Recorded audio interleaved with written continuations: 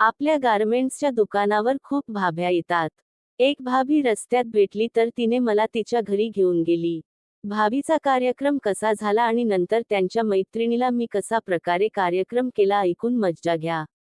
नमस्ते मित्रांनो, माझं नाव विकास कुमार आहे. मी अहमदाबादचा आहे. मी ज्या भाभीची गोष्ट सांगतोय त्याचं नाव श्रुती भाभी आहे. मी मध्यमवर्गीय कुटुंबातून आहे. माझ्या वडिलांची कपड्यांची दुकान आहे, त्यामुळे मी वडिलांना मदत करण्यासाठी दुकानावर जात असतो. त्याचवेळी आमच्या दुकानावर एक भाभी नेहमी कपडे खरेदी करण्यासाठी यायची. एकदा माझे वडील बाजारात गेले होते. त्यावेळी ती भाभी आली आणि काही सामान घेऊन सवलत मागू लागली. मग ती म्हणाली, दे ना. आणि कधीतरी घरी ये, चहा पाणी घे. त्यावेळी मला काही कळलं नाही आणि ती हसत हसत निघून गेली. मग एकदा मी ट्युशन संपवून घरी जात होतो, तेव्हा ती भाभी रस्त्यात भेटली आणि मला पाहून हसू लागली. तिने मला जवळ बोलावलं, म्हणून मी तिच्याशी भेटायला गेलो. तिने विचारलं, इथे काय? मी म्हणालो, ट्युशनवरून येतोय. ती भाभी म्हणाली, माझ्या घरी चल, माझं घर इथेच आहे. मी तिच्या घरी गेलो, तेव्हा कळलं की तिचा एक 5 वर्षांचा छोटा मुलगा आहे. तिने मला म्हणालं, येत रहा ना, मला तुझ्याशी भेटायची खूप इच्छा होते. मी विचारलं, माझ्याशी भेटायची इच्छा का होते? ती म्हणाली, असंच. मग मी विचार केला, काहीतरी आहे. मग मी घरी गेलो. मग एक दिवस मोबाईलवर अनोळखी नंबरवरून मेसेज आला. विचारल्यावर कळलं की ही तीच भाभी आहे. आमचं हळूहळू बोलणं सुरू झालं. मी तिच्याशी बोलू लागलो. मग एकदा तिने विचारलं, तू कॉलेजला जातोस, मग तुझी कोणी गर्लफ्रेंड असेलच? मी म्हणालो, आहे खरी. ती भाभी विचारू लागली, तिच्याशी कसं चाललंय? मी म्हणालो, ठीक-ठाक चाललंय.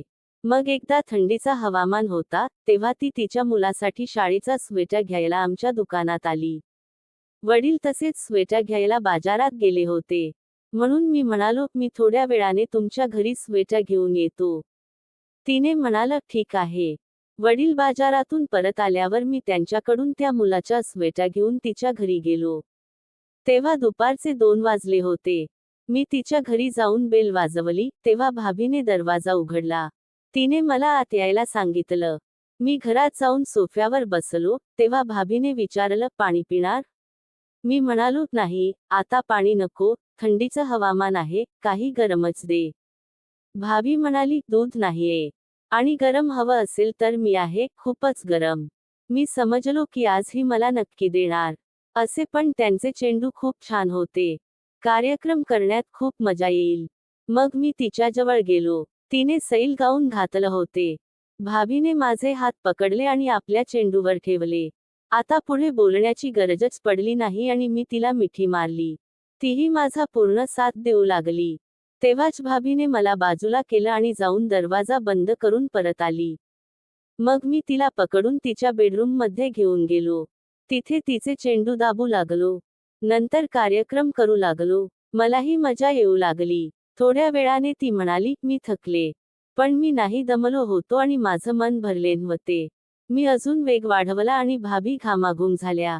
नंतर अर्ध्या तासाने मी शांत झालो.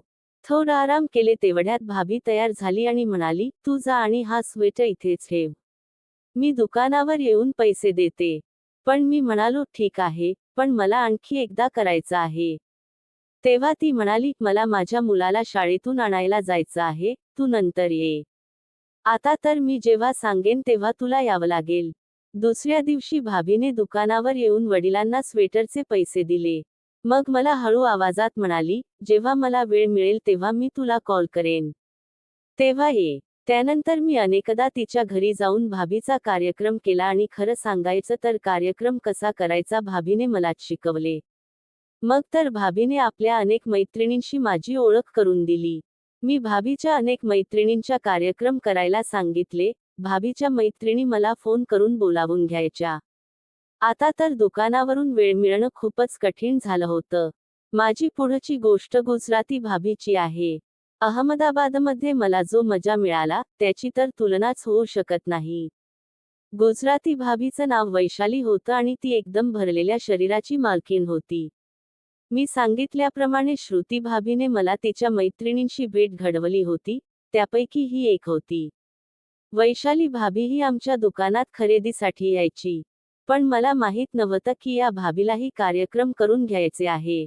श्रुती भाभीने मला वैशाली भाभीशी आमच्या दुकानातच भेट घडवली आणि म्हणाली की इथे मोकळेपणाने बोलणं शक्य नाही, म्हणून मी घरी फोनवर तुम्हा दोघांची भेट करून देईल. मग श्रुतीने वैशालीला तिच्या घरी बोलावून माझं तिच्याशी फोनवर बोलणं करवून दिले. आम्ही मोकळेपणाने बोललो आणि वैशालीने मला तिचा फोन नंबर दिला. त्यानंतर मी आणि वैशाली अनेकदा फोनवर गप्पा मारू लागलो, पण अजून वैशालीने कार्यक्रमासाठी बोलावलं नव्हते. एक दिवस श्रुती भाभीने सांगितलं की वैशाली 2 दिवस घरी एकटी असेल आणि ती तुला तिच्या घरी बोलावणार आहे. मी आनंदी झालो की आता मला वैशालीची चिमणी मिळेल. एक दिवस वैशालीने मला फोन करून तिच्या घरचा पत्ता सांगितला आणि काही कपडे मागवले, जेणेकरून मी तिचं घर पाहू शकेन. मी भाभीचं घर शोधून तिच्या घरी पोहोचलो. तेव्हा तिचा मुलगा घरी होता. पण भाभीने बहाण्याने मला तिचं पूर्ण घर दाखवलं. मग भाभी म्हणाली, माझे नवरे गावात कोणाच्या लग्नासाठी माझ्या मुलाला घेऊन जाणार आहेत. ते 2 दिवस परत येणार नाहीत. तू येशील ना? मी म्हणालो, मी येणार नाही असं होऊच शकत नाही. पण मला रात्रीच वेळ मिळेल, दुकानावरून येऊ शकणार नाही, वडील येऊ देणार नाहीत. तसंही श्रुती भाभीने मला आधीच सांगितलं होतं की तुम्ही मला बोलावणार आहात. भाभी म्हणाली, काही हरकत नाही. आणि भाभीने मला तारीख सांगितली की कोणत्या दिवशी यायचं. तिने सांगितलं, पण येण्यापूर्वी मला कॉल कर. मी म्हणालो, ठीक आहे. मी रात्री तुमच्या गल्लीत येऊन कॉल करतो. मग ती निघून गेली. तसं मित्रांनो, मी सांगतो की आमचं कपड्यांचं मोठं दुकान आहे, त्यामुळे मी वरच्या मजल्यावर बसतो. मग मी वडिलांना सांगितलं, मला संध्याकाळी मित्रांसोबत चित्रपट पाहायला जायचं आहे, म्हणून मी लवकर निघेन. रात्री 9:30 मी बाईक घेऊन घरातून निघालो. मग बाथरूममध्ये जाऊन फ्रेश होऊन बॉडी स्प्रे लावला आणि आईला सांगितलं, मी बाहेरच मित्रांसोबत जेवण करेन. मग मी घरातून निघालो आणि गुजराती वैशाली भाभीच्या घराच्या गल्लीजवळ जाऊन तिला कॉल केला, तेव्हा ती म्हणाली, एवढा उशीर? मी सांगितलं, मी आता दुकानावरून मोकळा झालो. तेव्हा ती म्हणाली, ठीक आहे, 10 मिनिटांनंतर वरच्या खोलीत ये. मी भाभीला सांगितलं, मला जेवणही करायचं आहे, मी तर घरी भुकेलाच आलो. तेव्हा ती म्हणाली, ये, मी आहे. मला आज तू पूर्ण खा. मी म्हणालो, मी खरंच भुकेला आहे. भाभी म्हणाली, ये, मी जेवण वर घेऊन येते. मी बाईक तिच्या घरापासून थोडी लांब ठेवली आणि तिच्या घरात वरच्या खोलीत गेलो. वैशाली भाभी तिथे एक पातळ नाईटसूट घालून बेडवर बसली होती आणि जवळच्या टेबलावर जेवण ठेवलं होते. मी दरवाजा बंद करून तिच्याजवळ जाऊन बसलो.